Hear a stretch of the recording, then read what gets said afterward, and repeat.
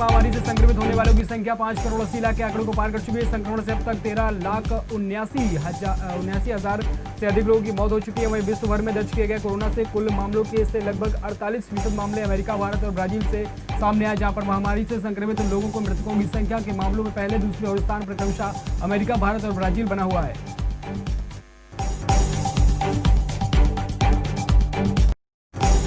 America के राष्ट्रपति Donald Trump ने एक डिजिटल सम्मेलन में पेरिस में जलवायु समझौते का विरोध करते हुए वैश्विक नेताओं से कहा है कि इस समझौते को लेकर धरती को बचाने के लिए नहीं बल्कि अमेरिकी अर्थव्यवस्था को बर्बाद करने के लिए तैयार किया गया है। सऊदी अरब द्वारा आयोजित G20 सम्मेलन में व्हाइट हाउस में भेजे गए वीडियो बयान में ट्रंप ने कहा कि अमेरिकी कामगारों की रक्षा के लिए मैंने अमेरिका के अन्यायपूर्ण और पक्षपाती पेरिस जलवायु समझौते से बाहर निकाल लिया था।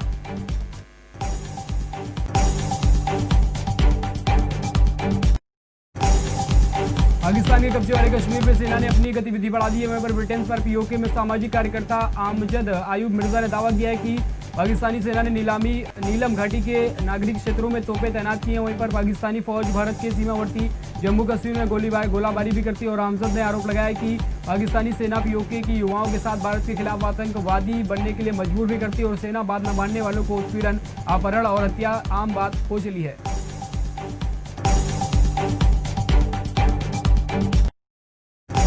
अफ्रीकी देश नाइजीरिया में एक मस्जिद में बंदूकधारियों ने हमला बोलकर 5-6 लोगों की हत्या कर दी है। वहीं पर 18 लोगों को अगवा भी कर लिया गया। नाइजीरिया पुलिस ने इस घटना की पुष्टि की है। वहीं हमला देश के उत्तर पश्चिम राज्य के जामफरा में हुआ, जहां पर पुलिस प्रवक्ता मोहम्मद शेहू ने बताया कि जामफर क्षेत्र में मारुल एरिया में 10 तन गारी समुदाय में इस घटना को अंजाम दिया गया है।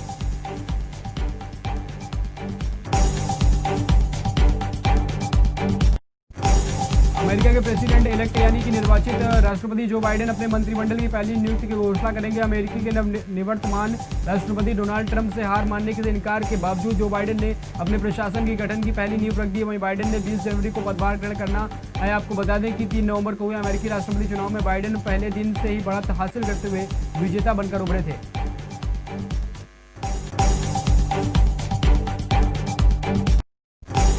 कोरोना वायरस के दैनिक मामलों में मामूली गिरावट देखी गई। पिछले 24 घंटे में 44,059 नए मामले दर्ज किए गए हैं, जबकि 45,209 संक्रमित मिले हैं। वहीं देश में संक्रमण मुक्त मरीजों की संख्या 85 लाख के आंकड़ों को पार कर गई है।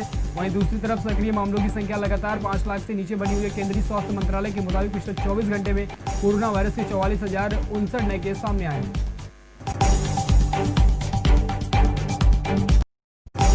कांग्रेस के वरिष्ठ नेता गुलाम नबी आजाद ने कहा है कि कांग्रेस ने नेता आम लोगों के पूरी तरीके से कटे हुए। वहीं पार्टी में 5 सितारा संस्कृति के कई घर कर गई है, जहां पर उन्होंने संगठनात्मक ढांचे के आमूल परिवर्तन का आह्वान किया। बिहार विधानसभा चुनाव में कांग्रेस की हार के बाद उनका यह बयान सामने आया है। इस चुनाव में पार्टी से 70 विधानसभा सीटों पर चुनाव लड़ा था।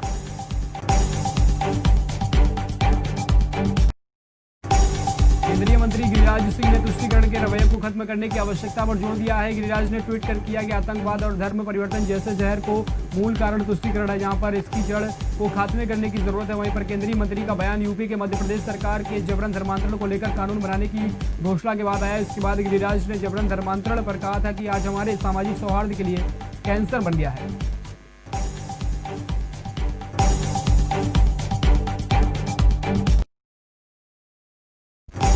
महाराष्ट्र में कोरोना वायरस के मामलों में तेजी से बढ़ोतरी दर्ज की जा रही है, जिसे देखते हुए राज्य सरकार सख्त हो गई है। मुख्यमंत्री उद्धव ठाकरे ने चेतावनी दी है कि यदि लोग सुरक्षा उपायों पर पालन नहीं करते हैं तो यह सुनामी की तरह दूसरी लहर को गति प्रदान कर सकता है। दरअसल उद्धव ठाकरे ने रविवार को राज्य के लोगों से कोविड-19 के विरुद्ध अपनी सावधानियां कम नहीं करने के और दूसरे लॉकडाउन से बचने के लिए स्वास्थ्य सुरक्षा नियमों का कड़ाई से पालन करने की अपील की।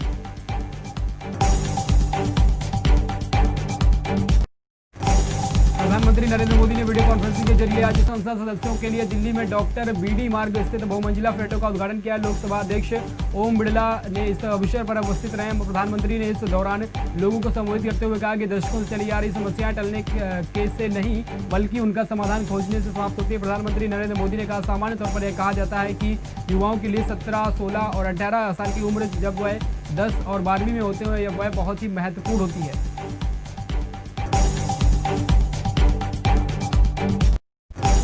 कर्नाटक कि राजधानी बेंगलुरु में सीबीआई की एक टीम ने कांग्रेस नेता और पूर्व मंत्री रोशन बेग के घर पर छापेमारी कर रही है। इससे पहले सीबीआई ने करोड़ों रुपए की आई मॉनेटरी एडवाइजरी पोंजी घोटाला मामले में बेग को गिरफ्तार किया था। सूत्रों ने बताया कि बेग को सीबीआई कार्यालय में पेश होने के लिए कहा गया था और ठोस सबूतों के आधार पर उन्हें गिरफ्तार कर लिया गया था। बेग कांग्रेस विधायक थे और उन्होंने अयोग्य करार दिया गया था। वहीं सूत्रों ने कहा कि शिवाजी नगर पर पूर्व विधायक बेग को अदालत के समक्ष पेश किया गया है।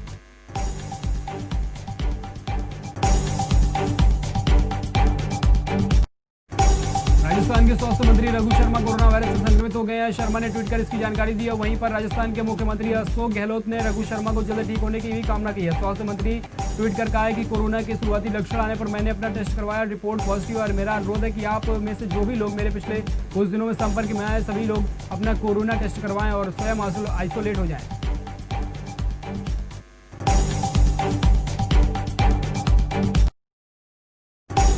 राजधानी दिल्ली में कोरोना संक्रमण के लगातार बढ़ते मामलों को देखते हुए संसद सत्र शुरू होने के अनुमान काफी कम है। ऐसे में शीतकालीन सत्र टल सकता है। हालांकि सरकार ने इस नुकसान की भरपाई के लिए तैयारियां शुरू कर ली हैं। केंद्र सरकार से जुड़े सूत्रों की माने तो इस बार शीतकालीन सत्र स्थगित किया जा सकता है।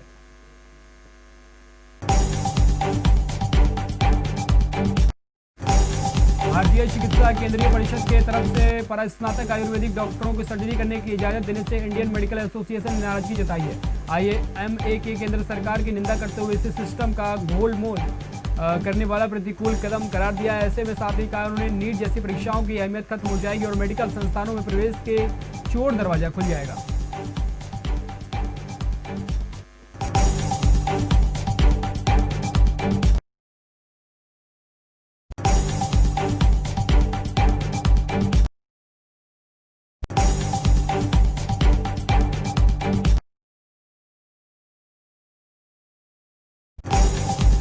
पश्चिम बंगाल में चुनाव नजदीक आते ही देख सत्तारूढ़ तृणमूल कांग्रेस व भाजपा नेताओं के बीच जुबानी जंग तेज हो गई है।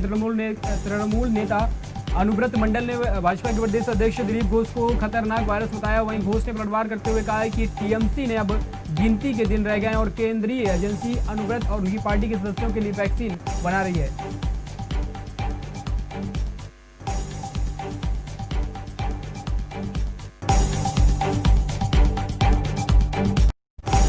प्रधानमंत्री नरेंद्र मोदी देव दीपावली पर वाराणसी प्रयागराज 6 लेन परियोजना की सौगात देंगे। 30 नवंबर को पीएम मोदी अपराह्न करीब 3 बजे वाराणसी पहुंचेंगे और मिर्जा मुराद क्षेत्र में खजूरी पुलिस चौकी के सामने 5000 लोगों की मौजूदगी में जनसभा कर परियोजना का लोकार्पण भी करेंगे। इसके साथ ही सारनाथ में लाइट एंड साउंड शो देखने के लिए गंगा घाटों पर दीपोत्सव में भी शामिल होंगे।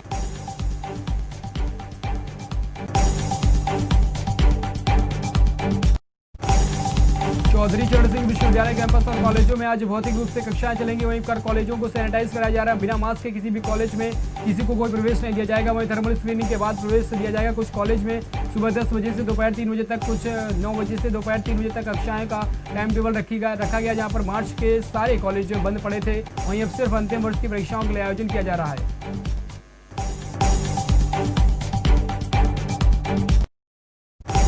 यूपी के मुख्यमंत्री योगी आदित्यनाथ का कहना है कि कोरोना का खतरा अभी खत्म नहीं होने वाला है। हमारे वैज्ञानिक प्रधानमंत्री नरेंद्र मोदी के दिशा निर्देश में वैक्सीन बनाने का प्रयास कर रहे हैं। उन्होंने कहा कि इसलिए हमें वैक्सीन को विकास होने और जनता के इसके साथ पहुंच जाने के सावधान रहना होगा। आपको बता दें कि दिल्ली में कोरोना के बढ़ते प्रकोप को लेकर यूपी में भी बंदिशें बढ़ाई जा रही हैं। वहीं पर प्रदेश सरकार ने इसे लेकर सभी पहलुओं पर मंथन कर रही है। जल्द ही कोरोना पर नई गाइडलाइन जारी की जाएगी।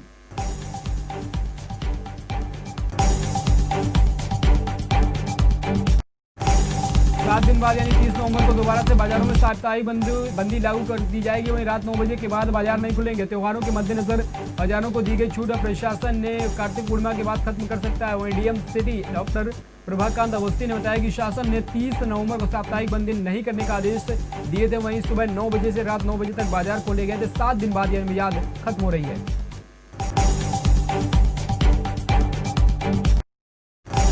कोरोना वायरस की रूस में वैक्सीन स्पुतनिक 5 का ट्रायल एसएन मेडिकल कॉलेज में मिल सकता है। वहीं एसएन प्रशासन और कंपनी अधिकारियों के बीच बातचीत हुई। यहाँ पर ट्रायल शुरू करने की एथिकल कमेटी निर्णय लेगी। यहाँ पर हैदराबाद में डॉक्टर रेड्डी लैब रूस की वैक्सीन का ट्रायल चल रहा है। यहाँ पर अधिकारियों और एसएन कॉलेज प्रशासन के बीच बातचीत हुई है। इस एसएन में इस वैक्सीन का ट्रायल करने की इच्छा जताई और इसके लिए प्राचार्य ने एक एथिकल कमेटी की बैठक बुलाई है।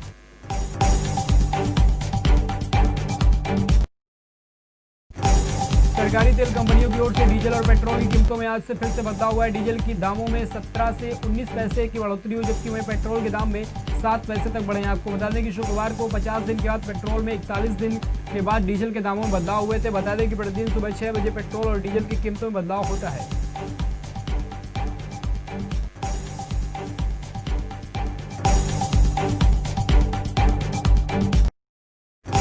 कोरोना काल में लोग डिजिटल बैंकिंग की ओर प्रभावित हुए हैं। वहीं पर महामारी के दौरान कैश की किल्लत होने से त्योहारी सीजन में लोग बैंक में खाते में जमा धनराशि की निकासी करने को मजबूर है। पिछले साल की तुलना में इस साल दिवाली के दौरान 15 दिनों में राजधानी में ऑटोमेटेड टेलर मशीन से धन की निकासी औसतन 4.54% बढ़ी है। वहीं पर कैश लोड करने वाली एजेंसियों के अनुसार इस साल 1 नवंबर से 14 नवंबर तक प्रत्येक एटीएम से औसतन 230 लेन देन हुए हैं।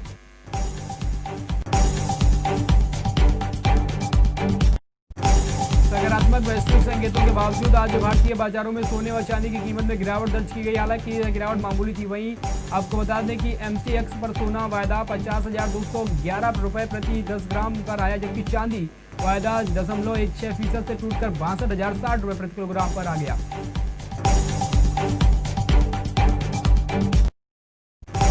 जीएसटी के फर्जी चालानों की मदद से इनको टैक्स क्रेडिट पास करने का फर्जीवाड़े पर अंकुश लगाने के लिए जीएसटी परिषद के विधि समिति ने 2 दिन लंबे चले मंथन के बाद कुछ सख्त नियम और सुझाव दिए हैं। इसके तहत जीएसटी पंजीकरण प्रक्रिया के आधार पर आधार जैसे दस्तावेजों की अनिवार्यता के नियम जोड़े जाने और दूसरा पुराने जीएसटी धारकों पर जोखिम वाले दाताओं को पहचान कर उन पर सख्ती से करने के सुझाव और इससे फर्जीवाड़ा करने वालों के खिलाफ वारंट जारी करने के लिए कानून बनाने के लिए सुझाव दिया गया है।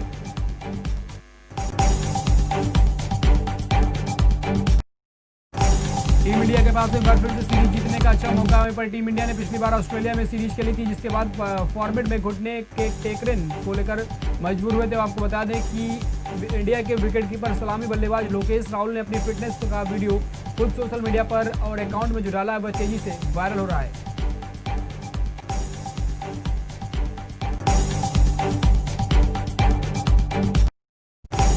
रोहित शर्मा और ईशांत शर्मा के ऑस्ट्रेलिया दौरे पर जाने वाले टेस्ट सीरीज का हिस्सा बनने पर अभी भी संशय बरकरार है। आपको बता दें कि दोनों खिलाड़ी चोटिल है, जबकि इस वक्त राष्ट्रीय क्रिकेट अकादमी में मेडिकल टीम की निगरानी में है।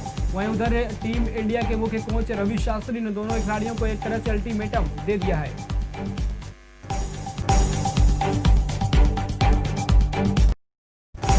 ऑस्ट्रेलिया के खिलाफ वनडे सीरीज में ठीक पहले टीम इंडिया ने 2 धड़ों में बढ़ गई है। कप्तान कोहली ने अपनी टीम बनाई है, तो रोहित की गैर मौजूदगी में और कप्तानी संभाल रहे KL राहुल ने अपने खिलाड़ी चुन लिए हैं। वही मकसद था कि 27 नवंबर को खेले जाने वाले पहले एक दिवसीय की तैयारी में सिडनी में रविवार को खेले गए अभ्यास सत्र के दौरान CK नायडू 11 और रणजीत सिंह 11 में बांट कर दिया गया है।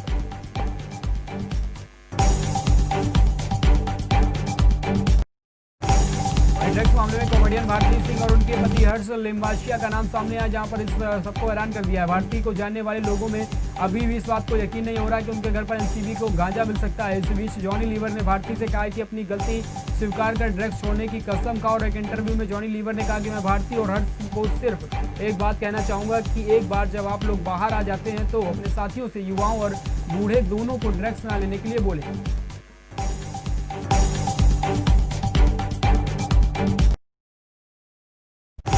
बॉलीवुड अभिनेत्री अनुष्का शर्मा जल्द ही मां बनने वाली है। इन दिनों वह अपने प्रेगनेंसी और पीरियड से एंजॉय कर रही हैं, जहां पर आए दिन बेबी बम्प के साथ अपनी तस्वीरें वायरल हो रही हैं। उनका मैटरनिटी सूट हर किसी का दिल चुरा रहा है। इसके बीच अनुष्का ने एक तस्वीर सामने आई जिसमें उनका प्रेगनेंसी ग्लो साफ नजर आ रहा है। इस तस्वीर में अनुष्का शर्मा ने अपने आधिकारिक इंस्टाग्राम अकाउंट पर साझा किया है।